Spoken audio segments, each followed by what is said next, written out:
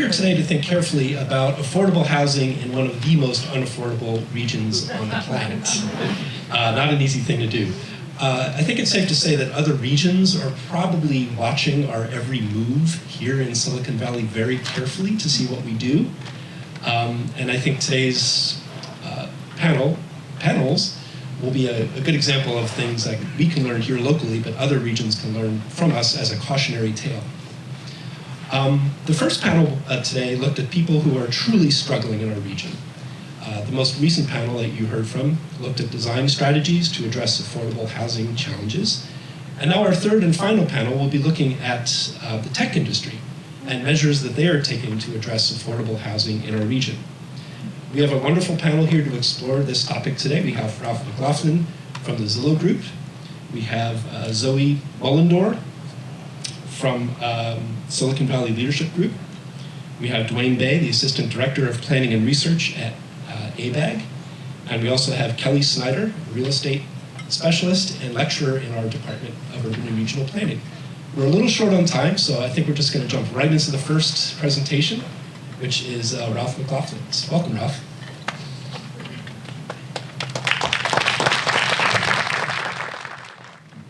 Okay, there we go. Yeah. Well, thank you to UPC for the invite. I'm very, very happy to be here, very honored to be here.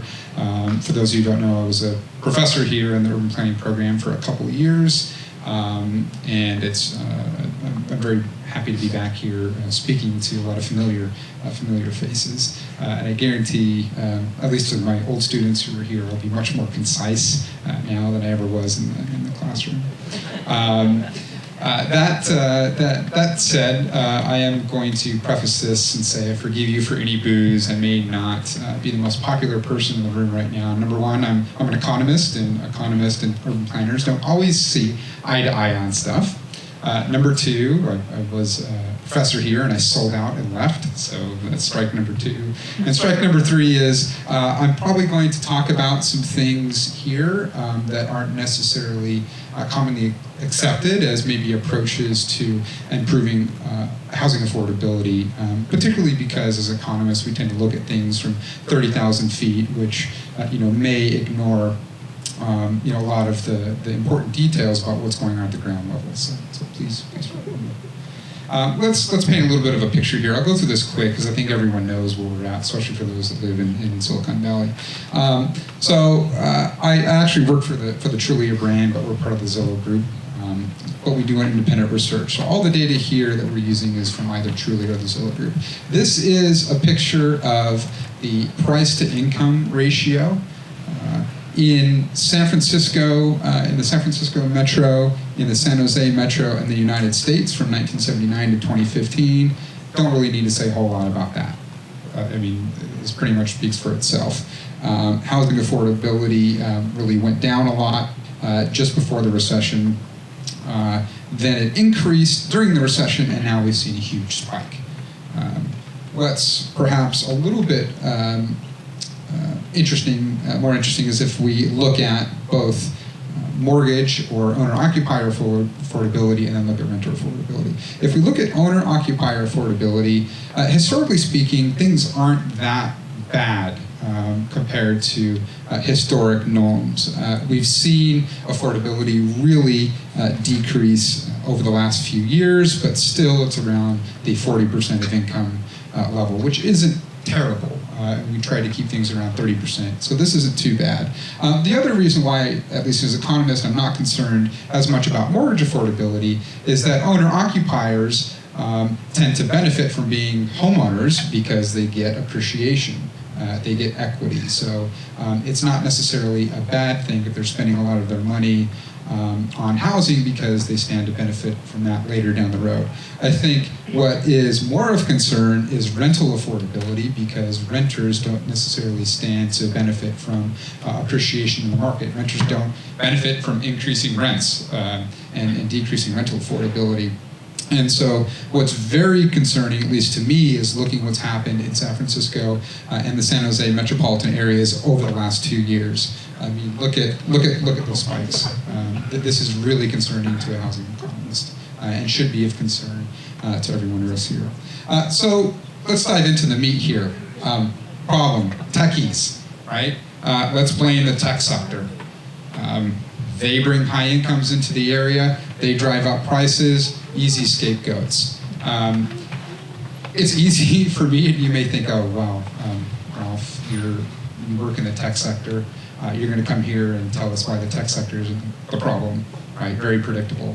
I'm not just going to tell you why it really isn't the problem. I'm going to show you why, which is more important, or at least give you some evidence to help you make up your mind.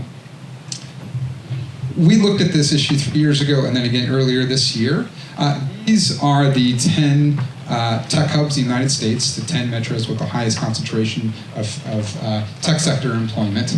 And if we look at these top 10 tech sectors and where they rank as far as year-over-year changes in prices from July 15 to 2014, only one tech hub makes the top 10 list of places that have seen the most price appreciation, and that is Oakland. San Jose, San Francisco, Seattle, high-tech concentrations, but not making the top 10 list of places that have seen the most appreciation. And this includes not just prices, but also rents. It's a weighted average.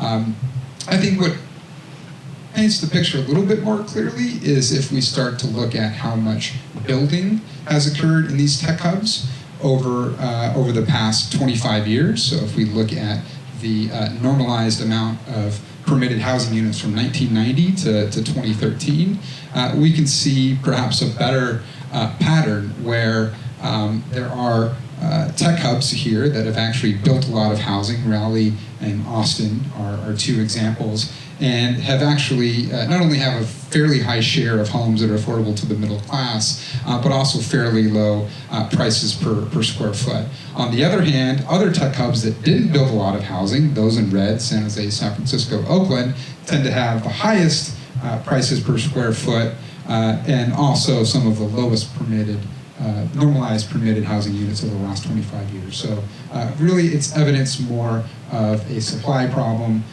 even though demand is quite high. I mean, at most, the tech sector could take half of the blame. Prices are determined by demand and supply. So this is just another way to show this relationship here. On the x-axis is the median price per square foot. On the y-axis is how much housing gets built. And these are the top 10 tech hubs. So a pretty clear correlation between how much new supply comes onto the market and what the price per square foot is. So one of there are arguments out there saying, well, part of the supply issue is we just have no room to grow, right? We're built out. San Francisco's built out. San Jose is for the most part built out. We don't really have much place to put new housing, and I don't think that's necessarily correct. If we look at the physical limits to the Bay Area, this is just a density diagram from downtown San Francisco all the way out through the wider Bay Area. You can see little blips for Oakland and then San Jose. So this is the peak density. This line here is peak density in the San Francisco Bay Area. No room to grow, right? We're built out. Well, let's look at New York City. New York City is surrounded by water, doesn't have a lot of room to grow out. Their densities are much higher. Well, New York does have some room to grow, maybe, so maybe they're not a good example. Let's look at Singapore. Singapore is pretty constrained. They really don't have a lot of room to grow, and their densities are a lot higher. Let's look at Hong Kong relative to Singapore, New York, and San Francisco. Hong Kong doesn't have a lot of room to grow either, but they seem to be making it at least a decent attempt at having higher densities than we have in other places. So I've made my point, but let's just look at one other city, which is Shanghai, which slightly edges out Hong Kong. So you get the picture. I don't buy the physical limit argument. It doesn't mean that redevelopment and building up is easy or cheap, but at least for economists, it means that we have to rethink which directions we grow. And I think a lot of our other panelists have already talked about this. Another common argument is, well, okay, say we go up, we can't build our way out of the problem. And in fact, this was at least some of the arguments for the Proposition I in San Francisco, was that new supply actually increases prices, which is sort of contrary to economics 101. And my response to that would be, well, we're not building enough, it's not keeping up with new demand, and that's why even when new supply comes onto the market, prices continue to go up. So this whole let's stop growing movement, let's stop building, it doesn't solve the problem, I don't think really has a whole lot of merit. And certainly if we stop building housing, that's not going to make things any more affordable on that side as well. Some other issues that we want to talk about too is also not just the amount of the amount that we build, but also the types. I think this is sort of an interesting comment here about generational differences in the housing types that you get to live in, and you think the Generation Y tent here is a joke, but I did see news articles recently where someone was, I think, leasing out a tent in their backyard to someone for $1,000 a month or something like that. So this isn't actually too crazy to think about. Now, I think if we're going to talk about policies, that's where at least my views and economists might differ somewhat from urban planners and other proponents of affordable housing. Again, my views don't necessarily reflect that of Zillow or Trulia, but from a conceptual standpoint, if you want to make something cheaper, you don't make it more expensive for suppliers to supply that good. And I think that applies to housing as well. I'll be the first person to say we need more housing, we need more affordable housing. I don't necessarily think the long-term solution is to make it more expensive for developers to provide market rate housing. I think it's an easy, maybe easier source of funds, but it makes market rate housing less affordable. And housing subsectors are intertwined, especially when faced with supply constraints. If, say, I am a techie and I'm looking to buy a house, and the house I normally would buy is too expensive, I don't look up the ladder, I look down the ladder. And the segment of the population that tends to feel the most squeeze from that are those who are at the lower end. So subsectors, although they are different sectors, they are all interrelated, and so making it more expensive for developers to build, I don't think necessarily is the right solution. Instead of say a development tax or demanding inclusionary affordable housing, my perspective, at least from an economic standpoint, would be well, affordable housing I think can be viewed as a public good, that everyone benefits from. Probably not too different from public goods that don't get supplied by the market. So affordable housing doesn't get supplied by the market. Wayne hit that nail on the head. Parks don't get supplied by the private sector. Market failure there. Roads don't get provided by the private sector very often. Airports, other public goods. And how do we fund those other public goods? We fund them generally through more widespread taxes. Let's say pass a sales tax or some other source of funding that's spread out across the general public. And I think that does two things. That doesn't make it more expensive for developers to build. Two, it also takes the cyclicality of funding sources from developers out of the equation. When there's another housing crash and development stops, affordable housing dries up because developers aren't building, contributions from developments slow down, and of course, inclusionary units that come as part of new developments aren't there anymore. So at least, again, from a 30,000 foot standpoint, I think it's probably better to look for long-term solutions and pass more of a general tax to help support affordable housing. And if it can't be done in San Francisco or San Jose or in the Bay Area, I don't know any other place in the world that it can be feasible. But of course, we are going to get to a point where new construction, we're going to be built out. We're not there yet. And so that's another point where we really need to start thinking about other long-term solutions to provide affordable housing. Maybe that includes things, I can skip here, things like locally funded housing voucher programs, especially if federal funds have dried up. So these are just some very high-level questions that a lot of presenters have already talked about. But in the short run, do we focus on building as much housing as we can? Do we instead focus on building a wide variety of housing types to make sure that all different income groups can afford to live in places? Do we focus more on technological solutions that can open up new housing opportunities elsewhere? I think the previous panelists talked about having high-speed connections to more affordable areas like in Stockton. Also, perhaps supporting driverless cars that allowed for more productive time while someone is commuting. Driverless cars may be in that category. Again, there are no silver bullets.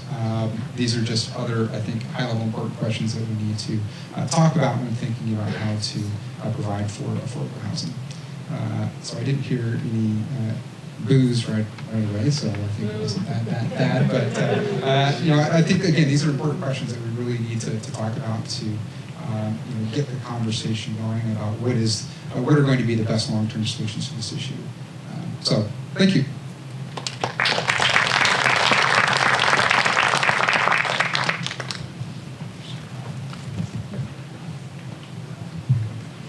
Good afternoon, everyone. So I'm Zoe Mullendorf, I'm the Senior Associate for Housing and Transportation Policy at the Silicon Valley Leadership Group. While we get the slides up, the Leadership Group is a nonprofit trade association that represents nearly 400 tech member companies in Silicon Valley, so everything from Google to Facebook to a ton of startups and small businesses that we have here. So we focus on about 10 different policy areas important to the vibrancy of our valley. And I work on some quality of life issues, so making sure that we can house the workforce and all affordable housing that's necessary for all citizens of Silicon Valley to thrive, as well as making sure we have transportation options for them as well. So here are just some stats that I think are really startling that we have in our valley right now.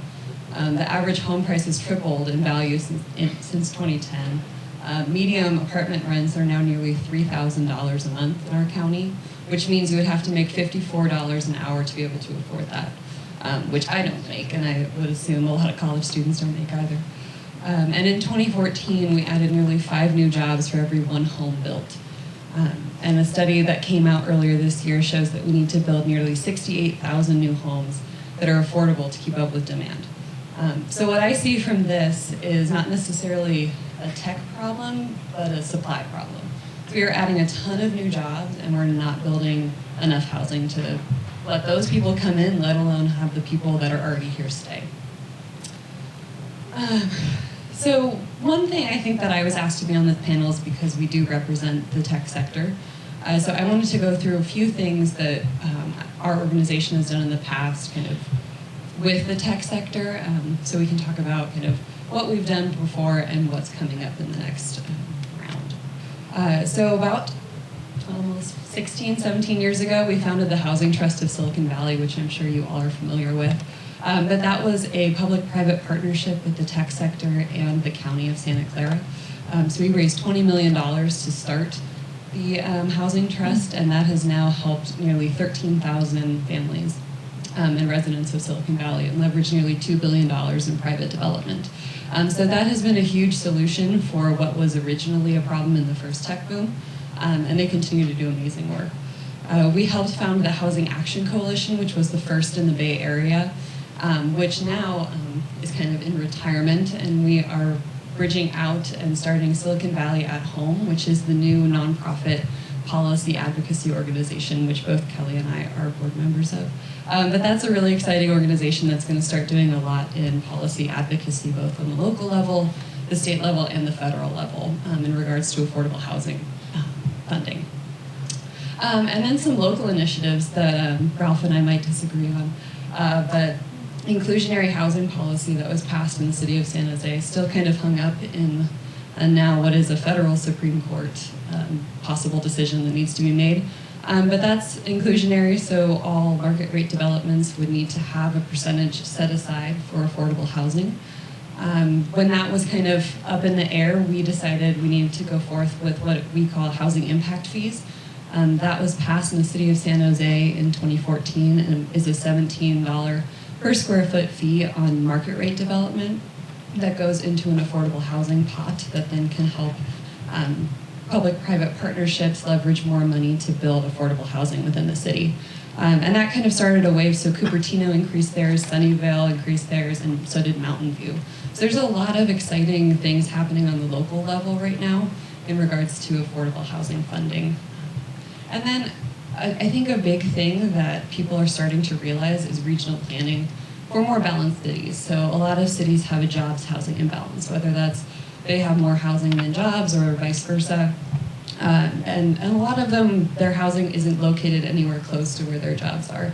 I think Moffett Park and North Bayshore are really great examples of that, where it's 100% commercial development and there's just no housing close to it and bottlenecks.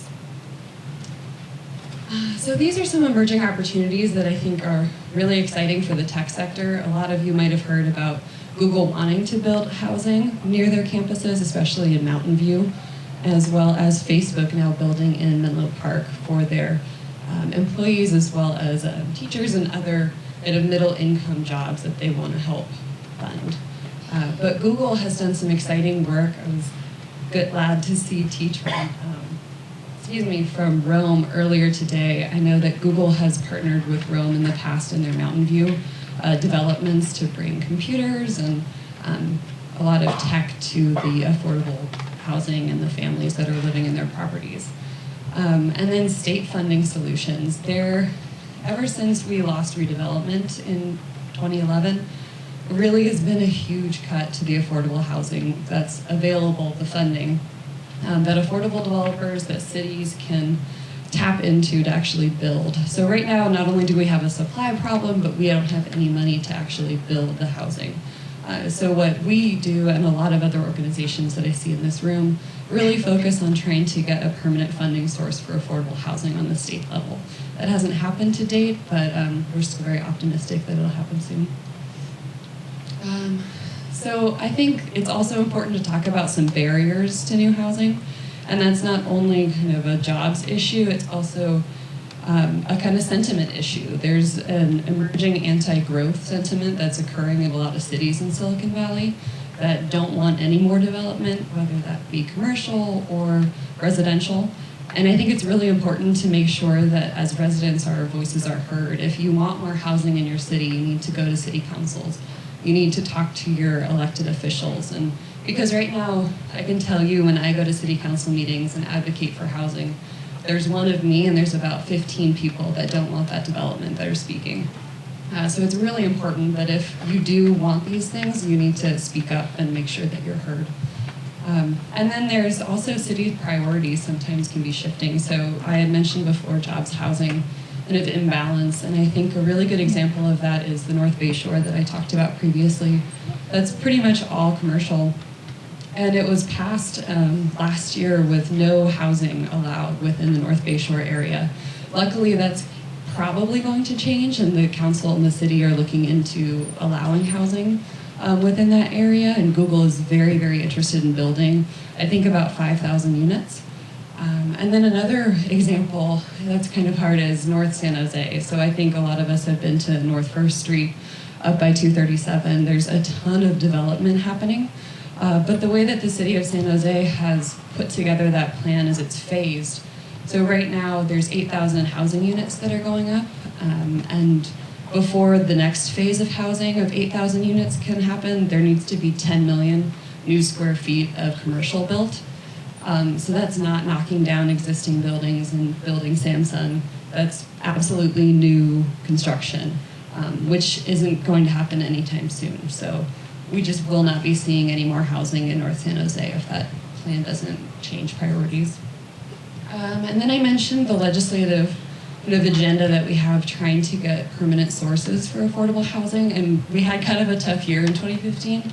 We had two great bills that were put forth by the Speaker of the Assembly Tony Atkins AB 35 and AB 1335 that would have brought nearly $1 billion to the affordable housing funding in the state. And both, one was vetoed by the governor and one didn't make it out of the assembly. And those are just, it kind of underscores how difficult it is to find any kind of funding. So when you can't find it from the state, it's important to go to the local level. So that's kind of why inclusionary and housing impact fees, we found success with those. So just to wrap up, what I kind of mentioned before is, what can you do about it? Not only is there a supply problem, and we're trying to find funding for all of these amazing projects that just don't have it and don't pencil. But what we can do as citizens is to engage in our community, become a member of your neighborhood association, talk to your elected officials about growth and where you'd like to see it in your city. So yeah, that's it.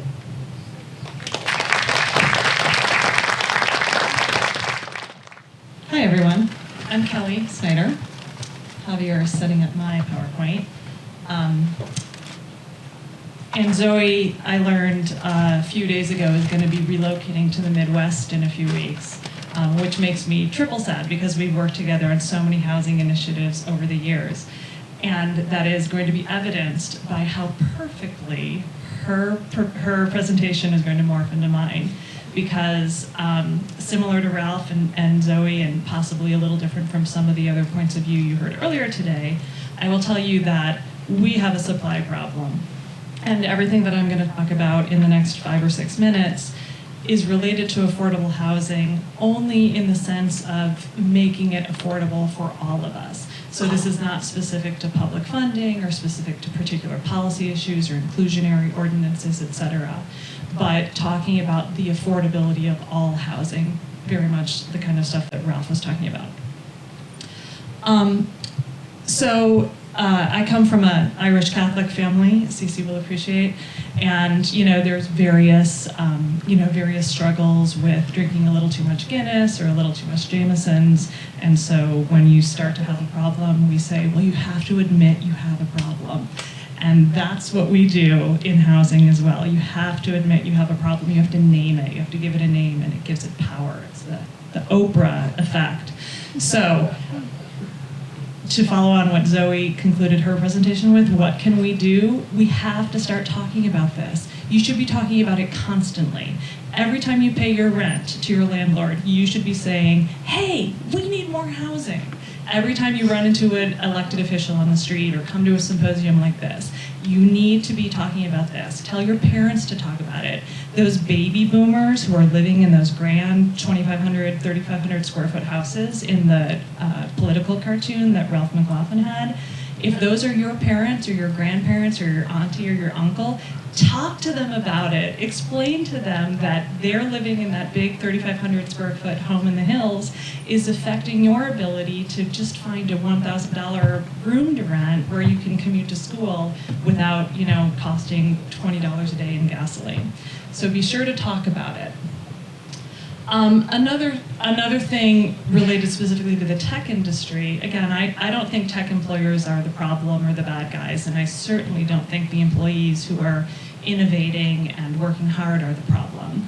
And in fact, many of our tech employers and tech companies are going above and beyond and really stepping outside of their comfort zone. It's one thing to lobby for free internet or to lobby for fewer FTC regulations on Wi-Fi, but it's a lot harder for an internet executive to talk about affordable housing and how it affects their workforce. And so I want to give some shout outs to some of our local employers who are doing that. This SurveyMonkey is one of them. They were considering expanding their offices in Palo Alto, one of the most exclusive and least affordable cities in the Bay Area, possibly the most exclusive and least affordable. And in addition to saying no to housing, they're now saying no to even new corporate expansion. And SurveyMonkey went on the record publicly many times and said, we're not going to keep putting our offices here. We're moving. We're moving out. We're going to a community where we know there are policies in place and elected officials and local control in place that will allow us to grow and allow our employees to live close to where they work. So props to SurveyMonkey for going on the record and saying that. Reiterating what you've heard from many people here today, we cannot keep blaming market rate housing and market rate housing builders for the affordability problem. It's the jobs. If we didn't have millions of employees, we wouldn't need hundreds of thousands of new housing units for them. We must start talking about this. It's great that we have an impact fee on new market rate, housing development in San Jose. It's better than nothing, but it is nowhere near the effect of having an impact fee on new commercial development would have in this city. That's what's causing the shortage, you guys. It's the jobs. So when you hear about people saying, oh, the market rate developers and the housing builders are just a bunch of fat cats who are sucking the lifeblood out of our working class, that's not the problem. It's the jobs. Zoe, in her presentation a moment ago, talks a little bit about Google in the North Bayshore area and Mountain View. Google's one of the Bay Area's most prolific employers, maybe more employees in the Bay Area than almost any other employer. And these are two publicly available documents from approximately the last 5 to 6 years, where they were publicly asking for more housing. They went to their local officials. Mountain View is a small town with a huge 800-pound gorilla employer in their backyard. And they said, please allow us to build housing, or help us build housing, or just rezone this property and find other private builders to build housing. And a couple of times, the 7-person city council in Mountain View said, nah, we're good. We want all of the employees and all of your money, and we want you to buy coffee and fancy dinners, but we really just don't want you to live here. That's pretty much the message they got. And so again, I want to give a shout out to employers like SurveyMonkey or like Google, who are willing to come out publicly and start asking for that. I don't have a picture about it, but I had a conversation with one of the community and government relations officials at Google recently, and he said that he's been talking to his coworkers at Google and other employers in that area, because when you walk up and down Castro Street and El Camino Real and other shopping and dining streets in that area, every window has a help wanted sign in it. And the employees are complaining that they don't have time to grab a Starbucks, or they don't have time to go out and have an off-site lunch if they want, because there's not enough servers who are working in the restaurants, and so their ability to choose is constrained. And it's like, yeah, the help wanted signs are there because no one can afford to work there and live there. They're directly related. And that's another thing that many people don't understand. Talk to your parents and your grandparents and your aunties and uncles about that.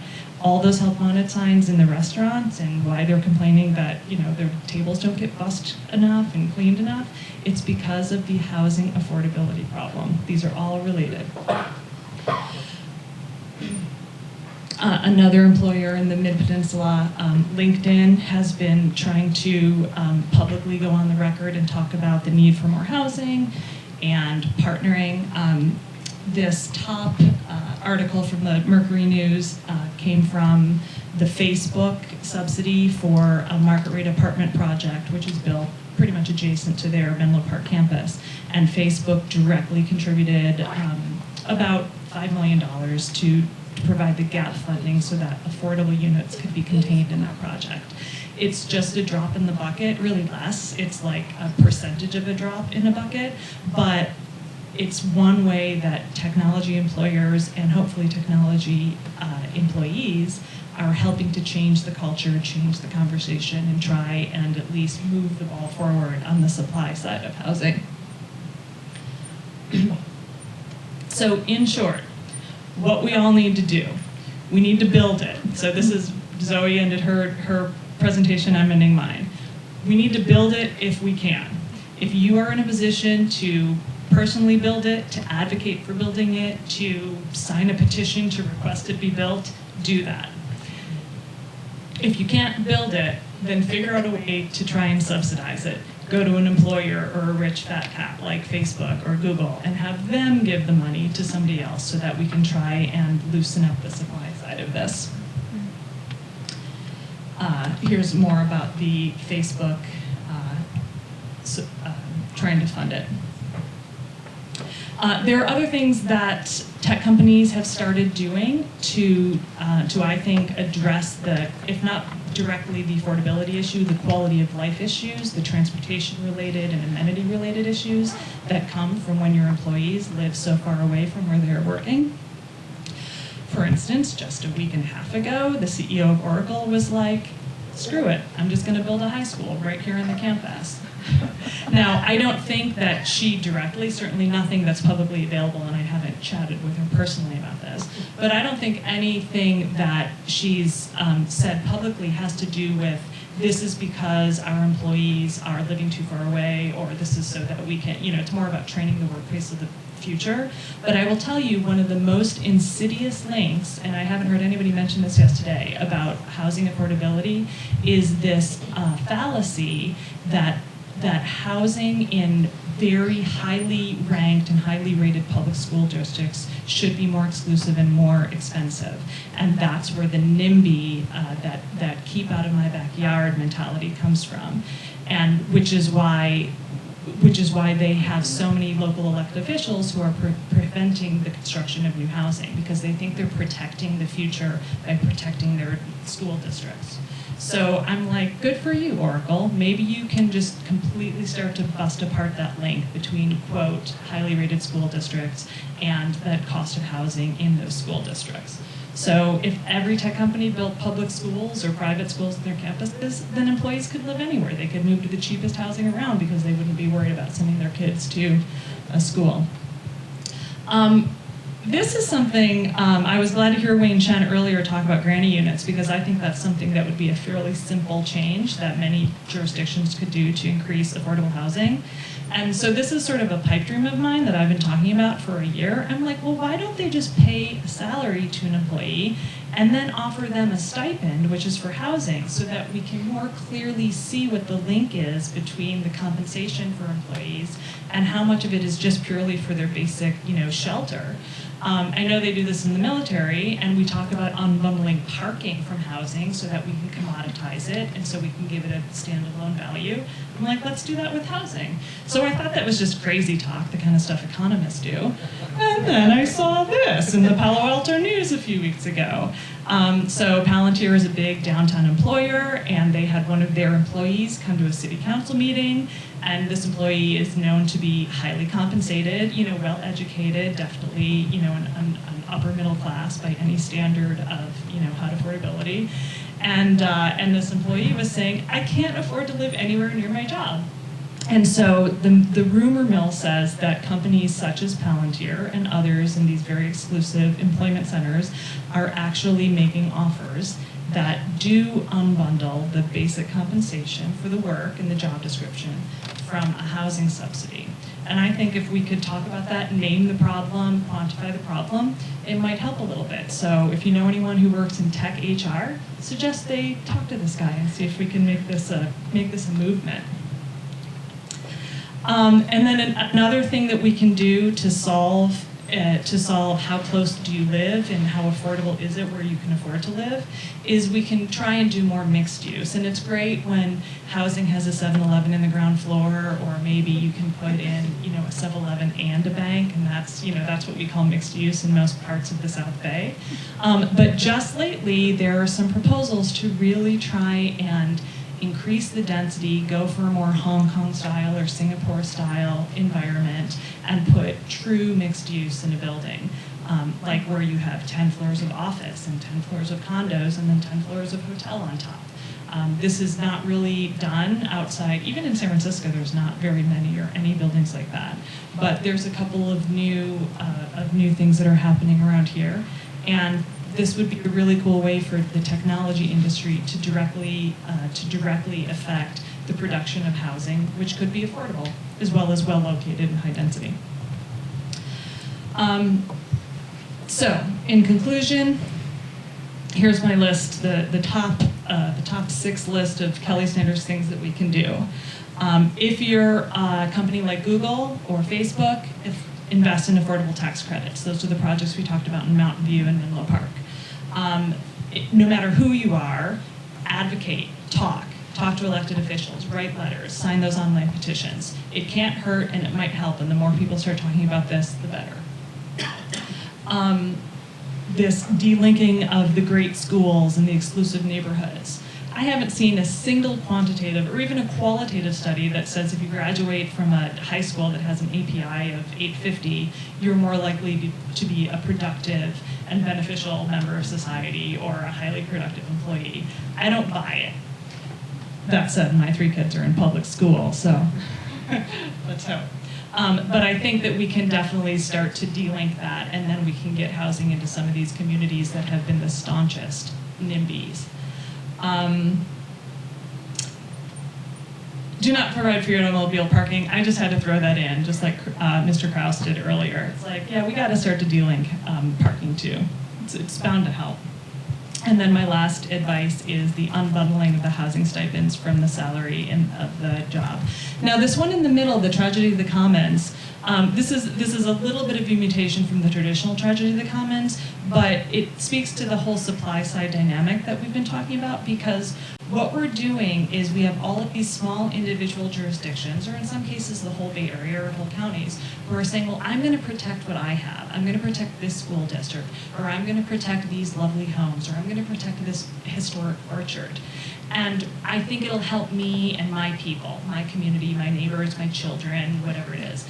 But when you conglomerate all of these and you evaluate them from the 30,000 foot level, like Ralph McLaughlin did, what you see is we're all killing each other. We're all sitting in traffic. We're all missing time with our aging parents and our young children. None of us can afford to live the life that we want to live. And we're by trying to be protectionist about this small thing that we think we can control, we're actually contributing to the demise, the potential demise of one of the world's greatest economies. And so if we can link our, when you're talking with your neighbors and talking with people who are afraid of change or afraid of density or afraid of height, try and bring them out to that 10, 20, 30,000 foot level, because we have all of the data. None of this is, suppositional, and none of this is difficult to prove. It's actually true, and if we don't start to fix this now, then we are all going to be sitting in little tiny self-driving cars just trying to buy a jug of milk and get to work and get home to our kids on time. Thank you.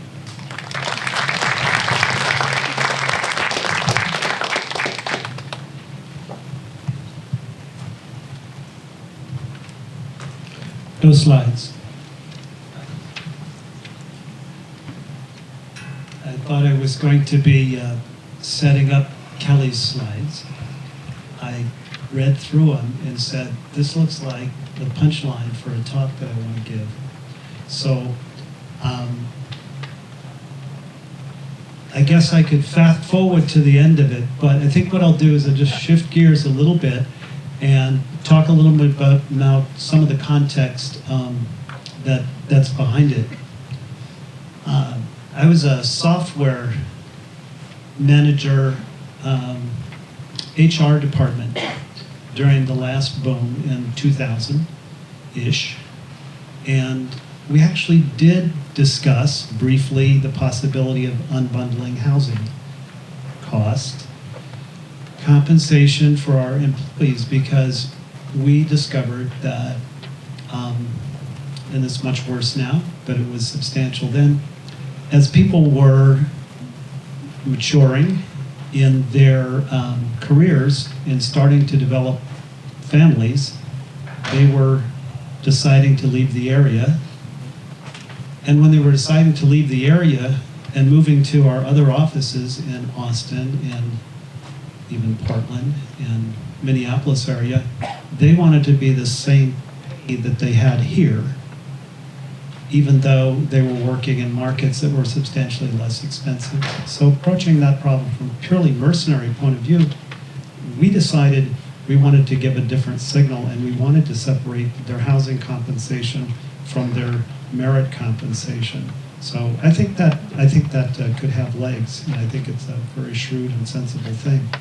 The other thing that I like about it is that it would continue to put focus on this extraordinary problem that we have right now.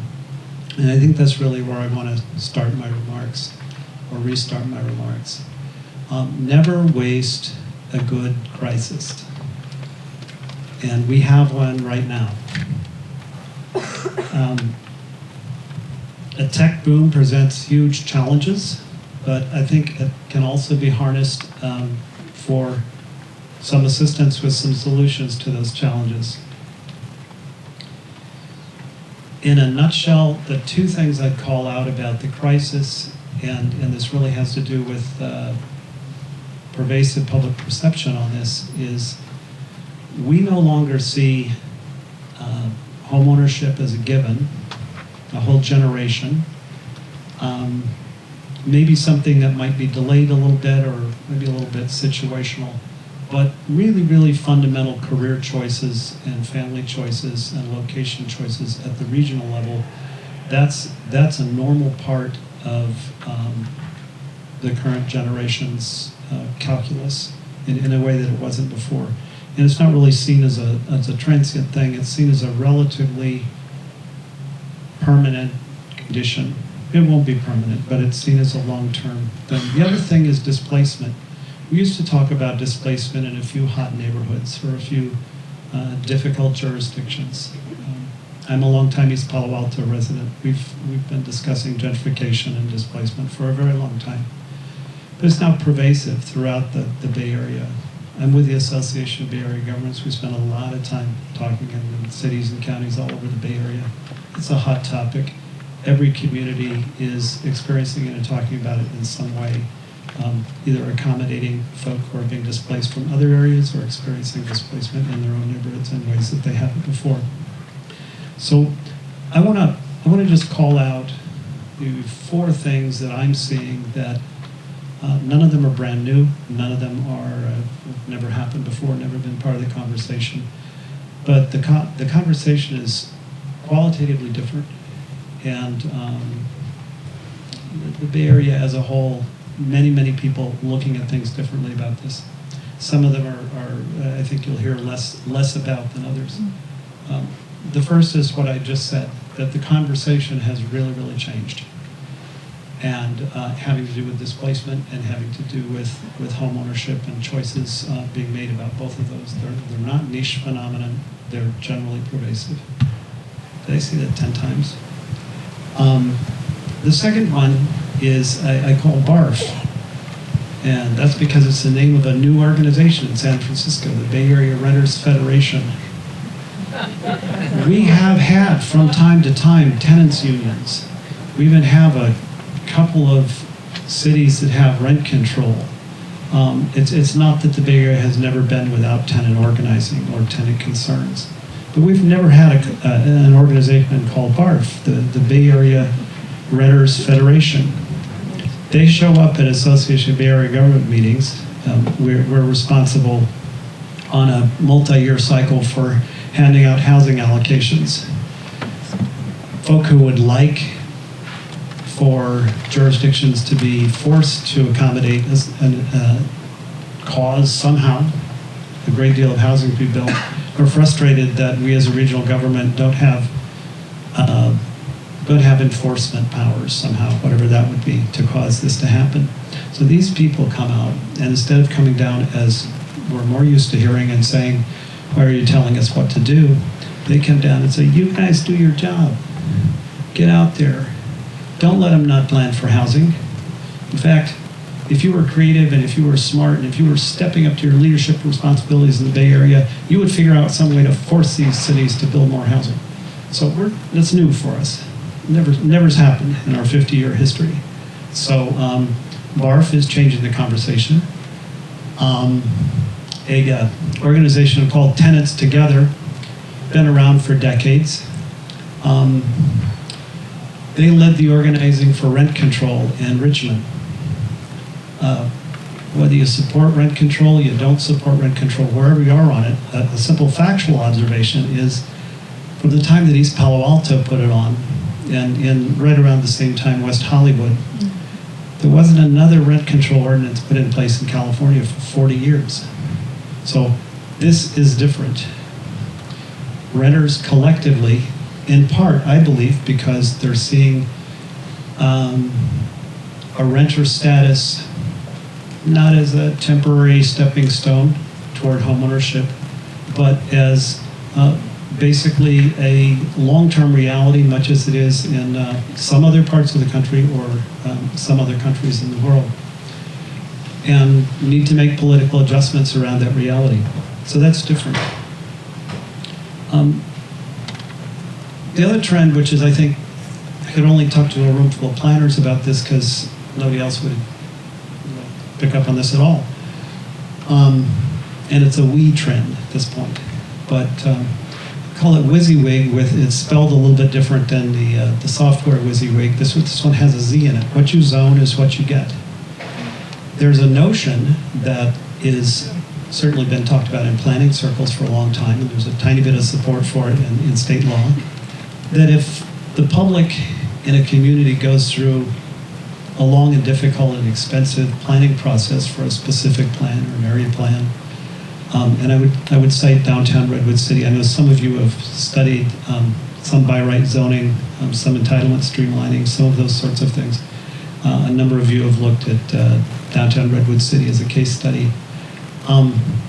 There is support in law and increasingly in public policy for, if you go to the trouble to say as a community, this is what we want to have, it's going to look like this, it's going to serve and accomplish these ends. Come down, read the binder. If you want to build that for us, we're going to support it. We're going to give you fast track, streamlined approval. It's kind of a three-legged stool. One is about just getting the entitlements. Is it going to be a jump hole? Or are you going to have to go down and get, not only say, I'm here to build what's in the binder, but then have to go through a separate approval process to perfect that? That's one leg. The second leg is CEQA. Most of you should be very familiar with CEQA stuff. If you play by a certain set of rules that have been determined to serve local policy objectives and be aligned with regional and state policy objectives, you don't have to run that gauntlet multiple times. And the third is generally called community benefits packages. Some communities are better than others at saying up front, here's a set of, from a developer perspective, exactions, from a community perspective, community benefits. Here's what they'll cost, here's what we expect out of your development. Could be inclusionary housing, could be impact fees, could be local jobs, that sort of thing. But it is, like I said, a we trend, but an increasing trend to front load those policy discussions and then come in behind them and actually give the market the opportunity to do what the market can do extraordinarily well and ride that to conclusion for the benefit of the community. I think the final thing, and this has gotten quite a bit of play in the press, but I don't think, in general, the press has done a super good job at contextualizing it. And it's the maker ethos that we have in the Bay Area and especially in Silicon Valley. Earlier speakers today have discussed how the big 3 or 4 tools of building affordable housing have been lost or terribly badly damaged. Redevelopment, state and federal funding, some challenges to inclusionary zoning, and a few other things. In the parlance of the tech press, that's disruptive. And so we've had an extraordinary season over the last 5 years of people generating old, new, experimental, innovative approaches. This was the part where I was going to set up Kelly's slide because she called out some of my favorites of like what we're actually doing in the Bay Area right now. Tech has lots of money. Tech's used to saying, well, let's see, it would take us about 30 years to get BART down the peninsula to San Jose. Oh, wait, 50. It would take us, like this long to rebuild the bridge. What the hell? Let's just do a network of Google buses. There's a different kind of approach to some of these things. Some of them are going to work. Some of them aren't going to work. But there's a two-pronged approach that I see what I would consider the avant-garde of tech right now taking. And one is to respond to the disruptive nature of how we've traditionally done these things and try some new things. The other, though, is to say that there were some very good reasons that the programs that were in place, they were tried and true, they can be effective, so let's support those too. what that tends to look like is to get any affordable housing done, you need sites, you need subsidies, and you need community support. Amongst Kelly's examples, tech is either identifying or supporting community identification of, or in some cases donating some sites. Tech is showing up, albeit in some limited contexts, but definitely showing up to do some gap closing. And then in terms of support, what we've seen in several of the impact fee campaigns is that either directly or a little more behind the scenes, and I believe largely it's because so many tech employees are renters and are very educated, very skilled, very politically active renters that have a very activist mentality, that tech is doing a lot of things to support direct intervention in community campaigns as part of the citizenship where they live, getting involved in land use discussions in ways that I haven't seen so much before. And I think I'll just stop there. I think those are all positive trends. Are they going to arrive in time to make dramatic differences, and like suddenly you're not just going to have to decide that if it's time to have a family, you need to decamp to Kentucky or wherever the hell you're going to go. Minnesota. I like Minnesota. So I think I'll stop there. I have a few other things I hope and pray for that tech could get involved in a big way, but we're getting late in the day, and I'll just wrap it right there.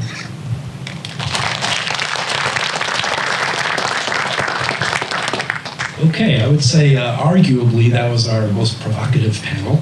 I think we have time for one well-placed question before closing remarks. Ooh, lots of possible. Okay. Can we get a microphone back to Mr. McCreary?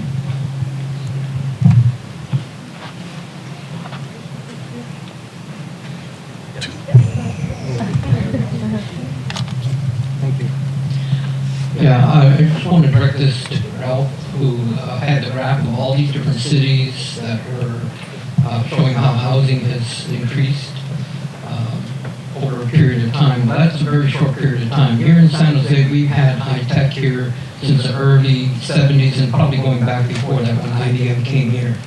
So our growth has not been sudden as in Oakland. Our growth has been steadily going. And we have had tech influence the cost of housing. And if you look at the areas surrounding like where Fairchild used to be and where some of the early semiconductor companies, you see that those areas, including Mountain View, saw their pricing increase steadily over a period of years. So if you're only looking at a short window, you're not going to see that much of a difference. The other thing I want to say is that if we look at corporations the way they want to be looked at as individuals, why don't we consider a flat tax and tax these corporations based on the billions of dollars that they have? Because what we have here is an island of poverty in an ocean of prosperity.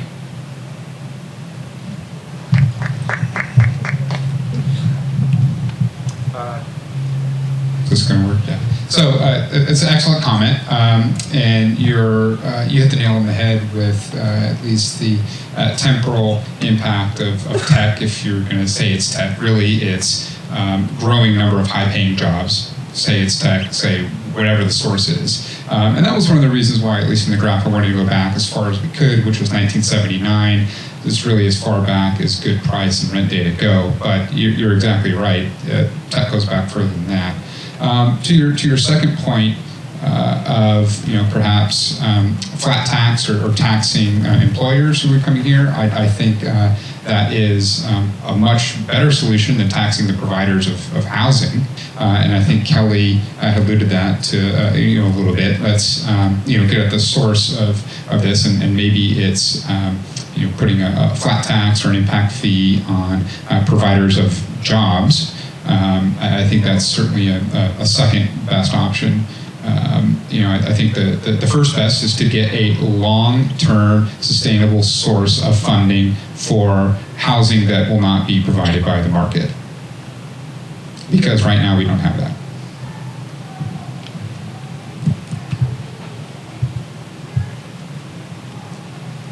Okay, great. How about a round of applause for our final four panelists? I'm gonna try to keep this, stay around a little bit longer in case anybody has a question to direct to you. With that, let me turn it back over to the president of the Urban Planning Coalition for some quick closing remarks. All right, well, that concludes our event today, and I want to ask all of the UPC board members to please stand. Please give a round of applause to this group. They've been great throughout this entire process. Thank you, guys. And I want to thank all of our panelists and our moderators today. They did a great job and brought up some really interesting topics. And all of you for coming out today. Thank you, and I hope you guys enjoyed the event.